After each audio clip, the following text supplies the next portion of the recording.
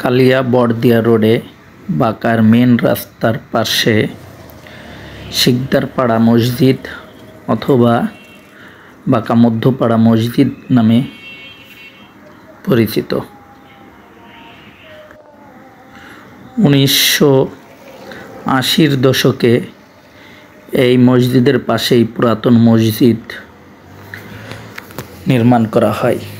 পরবর্তীতে সংস্কার করে নতুন জায়গায় মসজিদটি নির্মাণ করা হয়। পুরাতন মসজিদটি এর পাশেই অবস্থিত। বাঁকা গ্রামের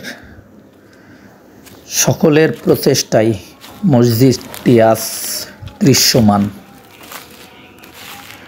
মসজিদের কাজটি চলমান আছে।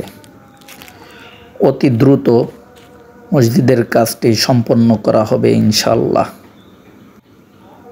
মসজিদের ভেতরের দৃশ্য আমরা দেখব।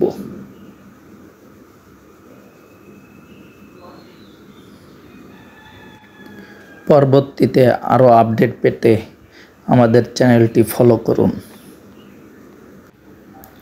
অসংখ্য ধন্যবাদ আপনাদেরকে সহযোগিতা করার জন্য।